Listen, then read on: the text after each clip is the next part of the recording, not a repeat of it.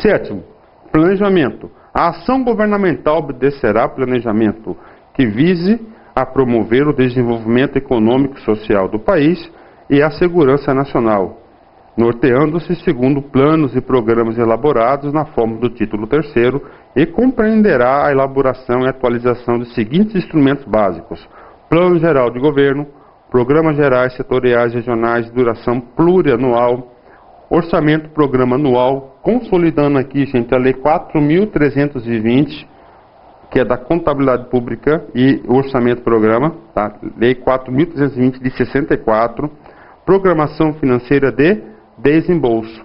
Então o cara pode colocar na prova lá, planejamento, programação programas setoriais regionais de duração plurianual, orçamento, tudo isso aqui são instrumentos de planejamento. Gente, memorex, vai ter que memorizar, não tem jeito, tá? Coordenação, o que diz a coordenação? Vamos lá.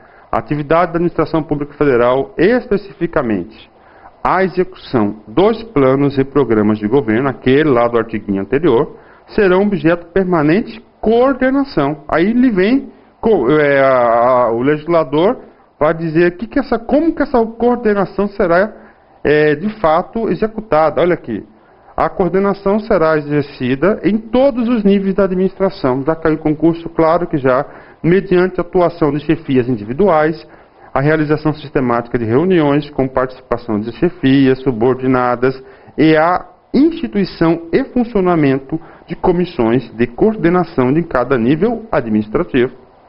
Tem que explicar alguma coisa? Não. Você tem que ler esse cara aqui umas 3, 4 vezes. Outra coisa, professor, eu tenho que ler todo o Decreto-Lei 200. Cara, não faça isso. Você vai adquirir conhecimento que não cai em concurso.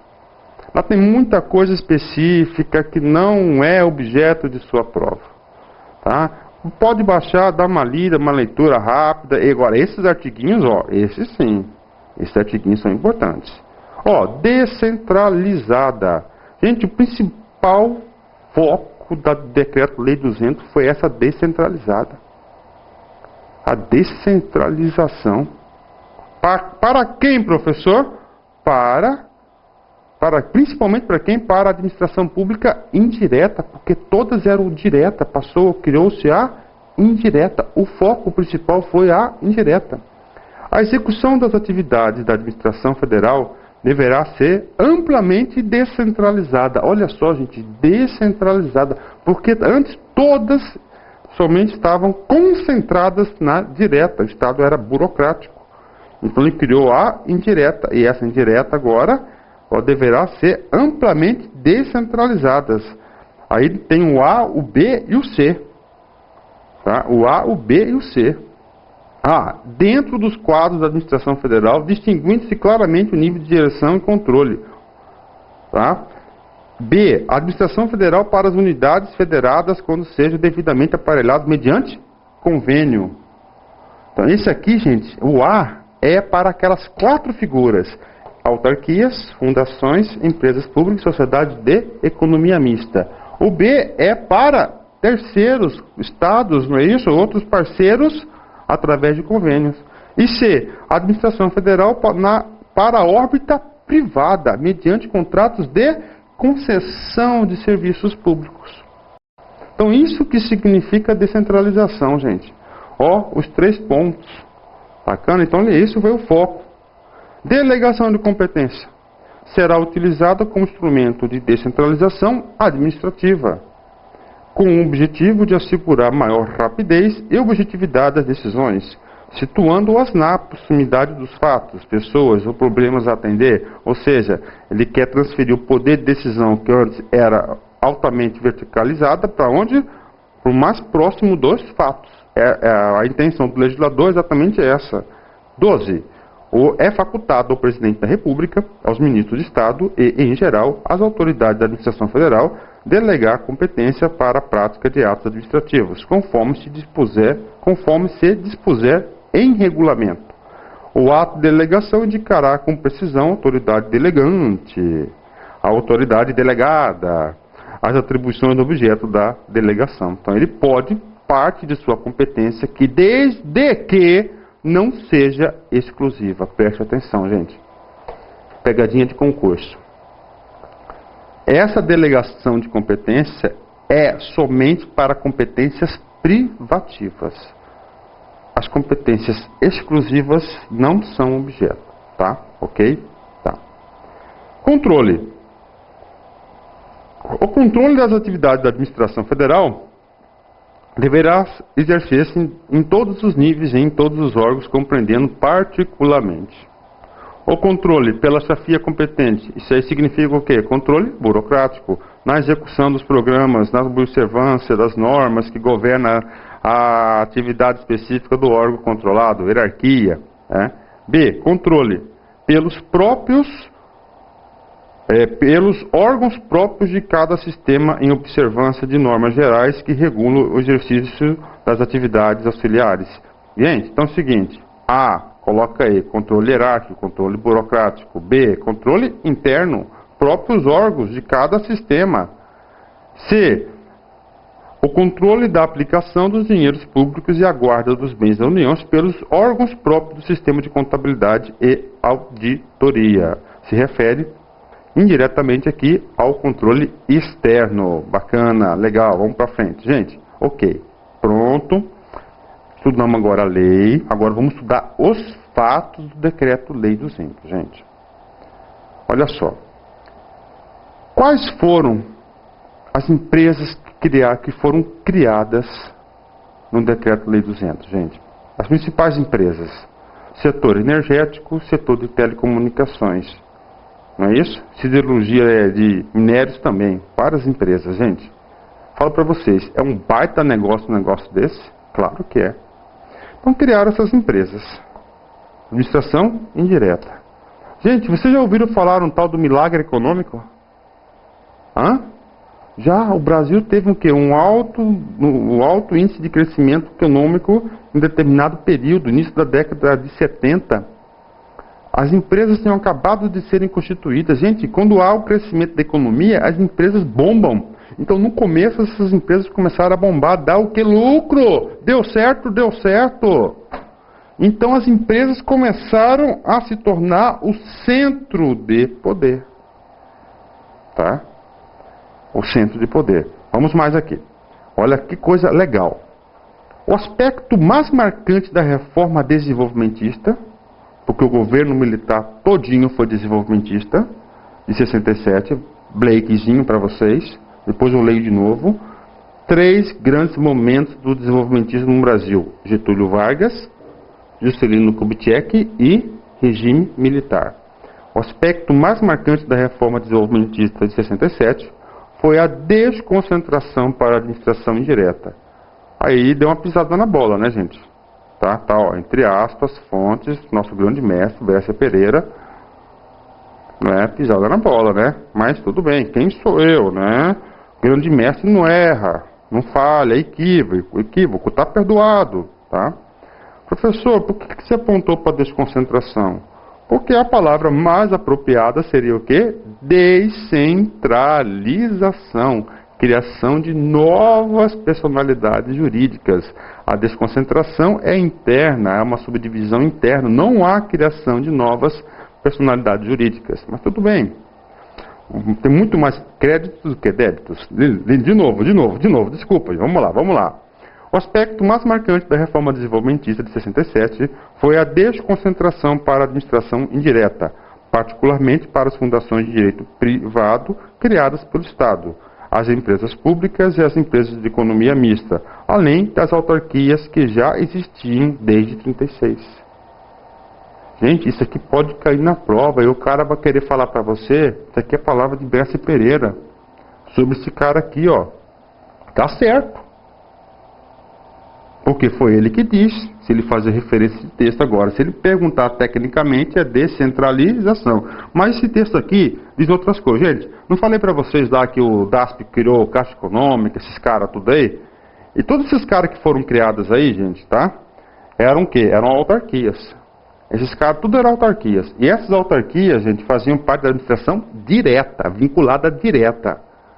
Com o Decreto-Lei 200, ó, ele separou. Direta, é o presidente e os ministérios, não é isso? E assessores diretos, e há os órgãos, né? e a indireta, que são aquelas 4 figuras. Então fez essa separação importante, que até hoje é utilizada a administração direta e a administração indireta. Cada administração direta e indireta vai ter o quê? Vai ter as suas particularidades, né? Bacana? Vamos lá. Outra coisa, gente. Presta atenção, gente.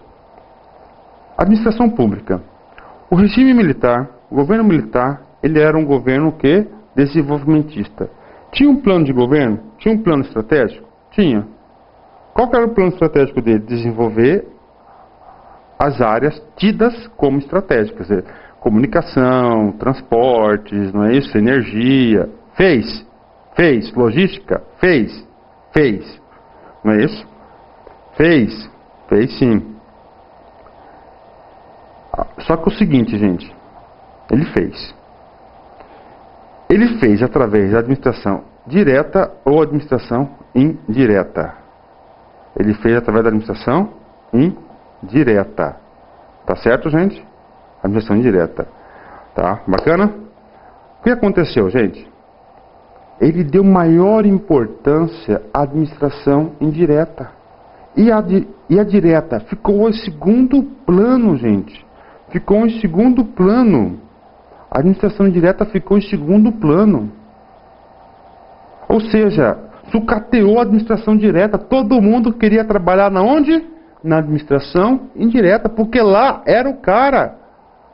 Lá era CLT, lá eles faziam as próprias regras, lá tinha autonomia, regras próprias. Então o que aconteceu? Na verdade, gente, houve o quê? Um grande enfraquecimento da administração direta e uma hipertrofia, um grande crescimento da administração indireta. Lembra no plano diretor que no diagnóstico o núcleo estratégico do Estado estava enfraquecido? Por que estava enfraquecido? Gente, devido ao decreto-lei 200. É um dos motivos. Sabe por quê? Tá lá um cara trabalhando no núcleo, um cara com capacitação, um cara bacana, um cara 10, ó, 10. Meu, esse cara ganha 5 pau por mês, 5 mil, 5K, como diz no fórum, né? Lá numa empresa pública, ele passa a ganhar 20K. Onde que ele vai? Vai para a empresa pública. Então, o governo militar passou o quê? Parte do seu comando passou a administrar o aparelho do Estado através da administração pública indireta, que era muito mais flexível do que a direta. Com isso, nós tivemos o quê? Direta, sucateamento, tá? Ou seja, arcaica, administração burocrática, ultrapassada, sem foco, não deu importância. E na direta, o grande foco de excelência, eficiência, produtividade, etc. Então isso que aconteceu. Isso foi retratado aqui pelo Brescia Pereira. As reformas operadas pelo Decreto-Lei 200 não desencadearam mudanças no âmbito da administração burocrática central. Central é o quê? Direta. Permitindo a coexistência de núcleos de eficiência e competência na administração indireta. Então, indireta eram os caras. Ninguém queria trabalhar para o governo, queria trabalhar para as empresas primeiro. Opa, né? CLT, fundo de garantia.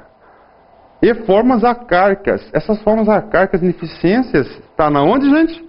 Na administração direta. Ineficiente no plano da administração direta ou central. Lembra na aula do plano diretor, gente, que eu falei para vocês? Me informem. Uma política pública bem-sucedida, política pública social bem-sucedida antes de 95, fora a erradicação da poliomielite, que foi bem-sucedida. Gente, pouquíssimas e pouco impacto. Por quê? Porque o poder de pensamento de concentração da direta foi enfraquecido. O Decreto-Lei 200 transferiu para quem? Para as indiretas. Então, o que acontece? Olha aqui, o núcleo burocrático, que é o núcleo estratégico do Estado, né, foi, na verdade, enfraquecido indevidamente através de uma estratégia oportunista do regime militar, vírgula, ou seja, ele passando o poder para a administração pública indireta, ele conseguiria manter o quê? O comando do controle do seu regime. Gente, aqui eu não estou defendendo tese, aqui estou explicando para concursos, bacana? Isso que a prova vai cobrar de vocês. Que não se desenvolveu carreiras de administração pública, de administradores públicos de alto nível. Por quê? Porque o foco era indireta, não era direta. Ao invés de contratar os escalões superiores da administração através das empresas estatais. Por exemplo, o nuclinho lá, o presidente, eu quero fazer uma coisa de nuclear. O que ele fazia? Não era administração direta, ele chamava uma indireta. Olha, eu quero que você faça esse estudo, faça esse plano, esse projeto, ou execute essa atividade. Então houve essa preterização, ele preferiu. Com isso, houve um distanciamento. Então esse foco, gente, descentralização, flexibilização para a indireta, é um foco gerencial. Outra característica do Decreto-Lei 200, que difere do que? Lá do plano diretor da reforma do aparelho de Estado, que culminou na emenda 19. Entenderam, gente? Olha como é gostoso estudar administração pública, né? Vocês que estão estudando, gente, na primeira, segunda, terceira, quarta, quinta aula, todas em seguida, gente, agora você está num altíssimo nível de conhecimento.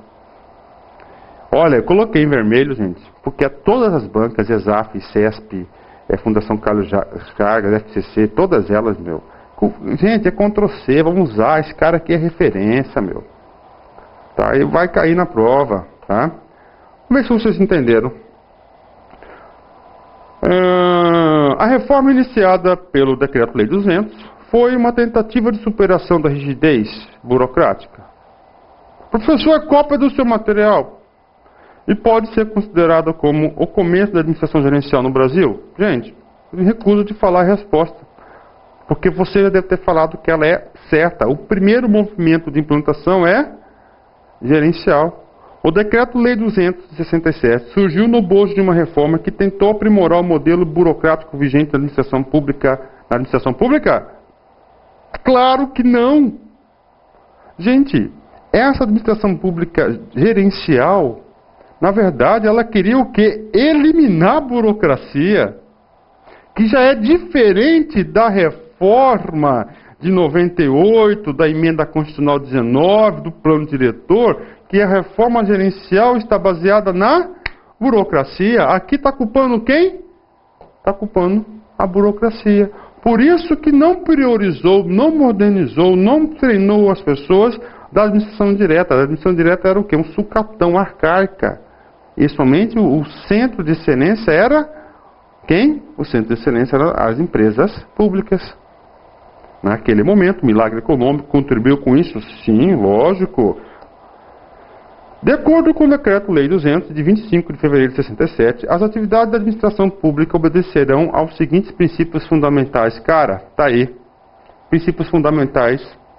Ele quer saber o que de você? Se você sabe que é planejamento, descentralização, coordenação, delegação de competências e controle. Cara, e esse cara aqui fez o que? Ele pegou lá o que está escrito na lei. 1. Ação governamental que visa promover o desenvolvimento econômico e social do país e a segurança nacional. Qual é o nome desse cara? Planejamento. Tá? Isso aqui é da banca o quê? ESAF. 2. Atividade governamental responsável pela execução dos planos e programas do governo. Qual que é? Coordenação. Planeja e tem uma coordenação integrada.